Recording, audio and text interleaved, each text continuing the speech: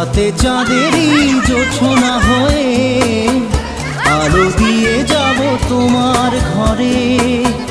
হাসলো